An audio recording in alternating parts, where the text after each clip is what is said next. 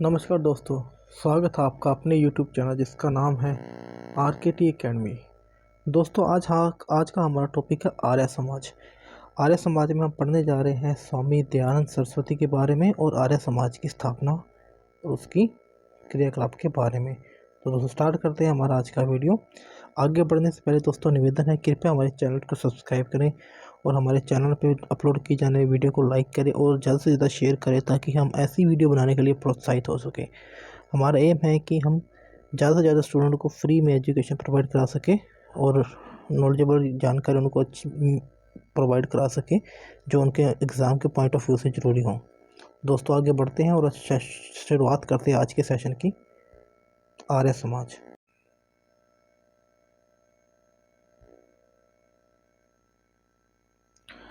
1875 ईस्वी में मुंबई में स्वामी दयानंद सरस्वती द्वारा स्थापित आर्य समाज ने भारत में वैदिक मूल्य और दर्शों को पुनर्जीवित करने का प्रयास किया। जो स्वामी दयानंद सरस्वती जी से 1875 ईस्वी में उन्होंने आर्य समाज की स्थापना की और उनका पूर्ण प्रयास था कि वे वैदिक मूल्यों को और दर्शकों को पुनर्जीवित कर सके, क्योंकि जो उस समय तो दोस्तों जो अंधविश्वास था वो अपने चरम पर था।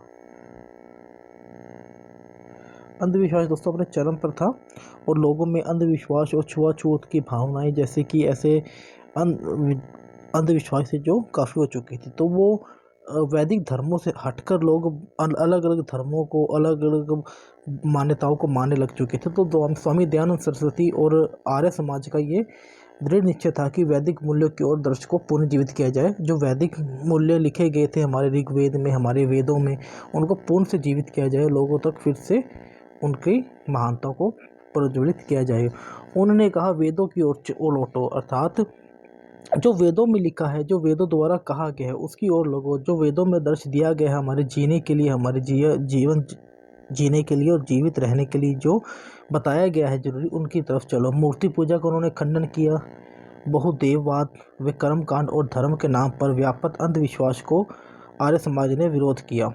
जो मूर्ति पूजा थी, जो लोग मूर्ति की पूजा किया करते थे, बहुदेवताओं की पूजा किया करते थे, कर्मकांड व्यर्थ के धर्म के नाम पर व्यापक अंधविश्वासों को आर्य समाज ने विरोध किया। तो इन अंधविश्वासों का, मूर्ति पूजाओं का, कर्मकांडों का आर्य समाज ने विरोध किया और योगों को उपयोगी माना। आर्य समाज दोस्तों योगों को उपयोगी मानते थे। उनका मानना था कि यज्ञ हमारे लिए बहुत उपयोगी है, उनसे हम बहुत कुछ प्राप्त किया जा सकता है। बचपन में ही मूर्ति पूजा का उनका विश्वास जाता रहा। स्वामी दयानंद सरस्वती थे, उनका बचपन से ही मूर्ति पूजा में विश्वास नहीं रहा था। वो बचपन से ही मूर्ति पूजा के खिलाफ थे। वेदों की प्रामाणिकता में दयानंद का अगाध विश्वास था। वो वेदों की जो प्रामाणिकता थी उसमें उनका विश्वास दृढ़ था। उनका वेदों की ओर विश्वास बहुत ही पक्का था और वो वेदों में बहुत विश्वास करते थे। ब्रह्म समाज के प्रमुख नेता केशव चंद्र सेन के सुझाव पर उन्होंने अपने विचारों को व्यापक प्रसार करने के लिए हिंदी का अपनाया। तो जो दोस्तों ब्रह्म समाज के प्रख्यात नेता थे केशव चंद्र सेन, उनके कहने पर, उनके सुझाव पर स्वामी दयानंद सरस्वती ने हिंदी भाषा का जो प्रयोग था, हिंदी भाषा का प्रयोग किया अपने आर्य समाज के प्रचार प्रसार के लिए। अपने ग्रंथ सत्यार्थ प्रकाश की रचना भी उन्होंने हिंदी में ही की। जो उनका ग्रंथ था, जो उनकी पुस्तक थी दोस्तों, अक्सर एग्जाम में पूछा जाता है स्वामी दयानंद सरस्वती की पुस्तक का नाम क्या है, तो सत्यार्थ प्रकाश उनकी पुस्तक थी। उस सत्यार्थ प्रकाश पुस्तक को उन्होंने हिंदी में ही लिखा था। 1875 ईस्वी में उन्होंने मुंबई में आर्य समाज की स्थापना स्वामी दयानंद सरस्वती ने की।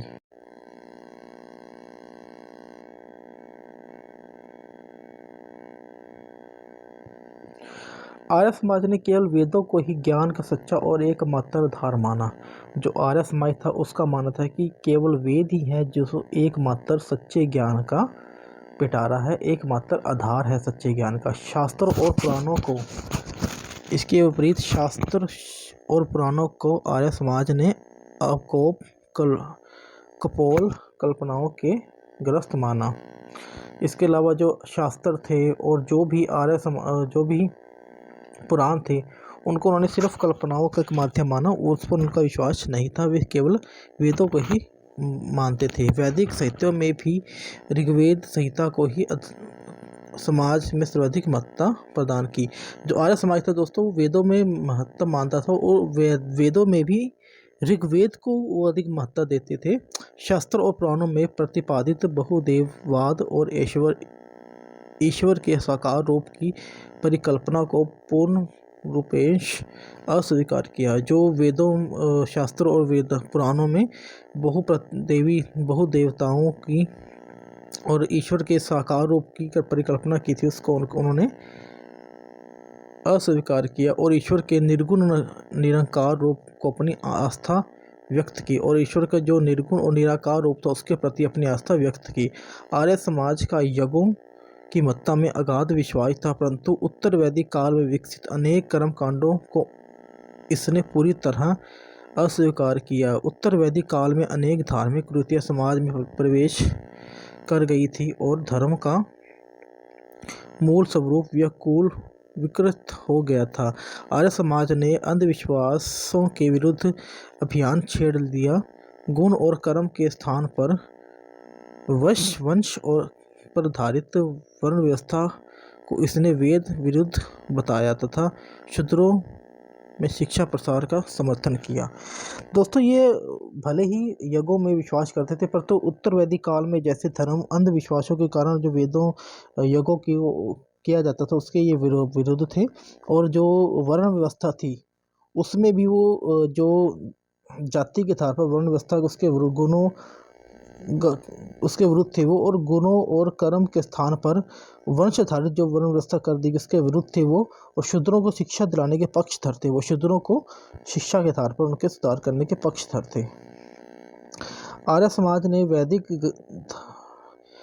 धर्म पर प्रहार करने वालों के प्रति आक्रामक रूप धारण किया। जो आर्य समाज में वैदिक धर्म पर प्रहार करने वाले आर्य समाज ने वैदिक धर्म पर प्रहार करने वालों के प्रति आक्रामक रूप ले। जो वेदों के प्रति प्रहार करते थे, जो वेदों पर छीटाकशी करते थे, उनके विरुद्ध उन्होंने आक्रामक रूप धारण किया। वैदिक धर्म की रक्षा करते हुए उन्होंने मुस्लिम और ईसाइयों धर्म प्रचारकों की आक्रामकता का उनकी ही शैली में उत्तर दिया। जो ईसाई धर्म था या जो मुसलमानी धर्म था, जो वेदों के प्रति आघात करते तो उन्होंने उसी की ज़बान पर उनको जवाब दिया, आक्रामक रूप में उनको जवाब दिया। आर्य समाज के शुद्धि आंदोलन तथा गौ रक्षा आंदोलन विवादग्रस्त रहे। तो जो उनका शुद्धि आंदोलन था वो इस बात पर आधारित था कि जो भी लोग भटक चुके हैं, वेदों से ज्ञान से भटक चुके हैं, वो फिर से हिंदू धर्म में वापस आ सकते थे, अपने आप को शुद्धि आंदोलन के महत्व से, यानी कि अपनी आत्मा को शुद्ध कर फिर से अपने हिंदू धर्म को अपना सकते थे। तो वो शुद्धि आंदोलन था दोस्तों। और गौ रक्षा आंदोलन जो कि स्वयं स्वामी दयानंद सरस्वती ने चलाया था, उसमें गऊ की रक्षा की जाती थी, गऊ का संरक्षण किया जाता था। जिन हिंदुओं ने अपना धर्म परिवर्तित कर लिया था, उनके लिए अपने धर्म वापस लौटने के सभी मार्ग हिंदू समाज में अवरुद्ध कर दिए थे। परंतु दयानंद सरस्वती ने अपने शुद्धि आंदोलन के द्वारा ऐसे लोगों के लिए अपनी शुद्धि करा के फिर से हिंदू बनने का रास्ता साफ कर दिया। आर्य समाज द्वारा अपनाई गई इस धार्मिक आक्रामकता का परिणाम सांप्रदायिक कटुता में वृद्धि के रूप में दिखाई दिया। परंतु आर्य समाज को इस बात का श्रेय दिया जा सकता है कि उसने आर्य समाज द्वारा अपनाई गई हिंदुओं में व्यापक हीन भावना का उन्मूलन करने में उल्लेखनीय सफलता प्राप्त की।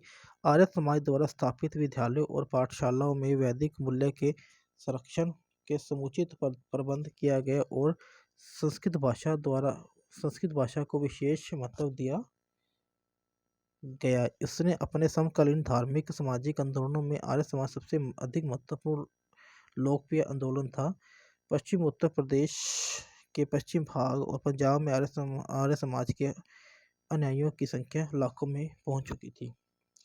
तो दोस्तों जो आर्य समाज था, जैसे कि शुद्धि आंदोलन बता चुके, जो कि विभिन्न धर्मों को अपना चुके लोग थे, वो फिर से अपने धर्म हिंदू धर्म वापस आ सकते थे। और शुद्धि आंदोलन का अपनाकर अपने अपने आप को फिर से हिंदू बना धर्मों में हिंदू वेदों में विश्वास पात्र बना सकते थे, वो उस विश्वास करके फिर से हिंदू धर्म में आ सकते थे। तो इस आंदोलन के कारण उसकी काफ़ी आलोचनाएँ भी हुई, लेकिन आर्य समाज को काफ़ी श्रेय दिया जाता है अपनी कार्यकलापों के लिए। वो एक महान आंदोलन था और ये पश्चिम उत्तर भाग यूपी में और आर्य पंजाब में बहुत ही महत्वपूर्ण था। इसकी अनुयायियों की संख्या इन भागों में लाखों से ऊपर थी। तो दोस्तों ये था हमारा आज का टॉपिक आर्य समाज, जिसके बारे में हमने आज पढ़ा है। तो दोस्तों निवेदन है कि कृपया हमारे चैनल को सब्सक्राइब करें, वीडियो को ज़्यादा से ज़्यादा लाइक करें ताकि हम ऐसी वीडियो बनाने के प्रोत्साहित हो। धन्यवाद दोस्तों, मिलते हैं अपनी अगली वीडियो के साथ। धन्यवाद।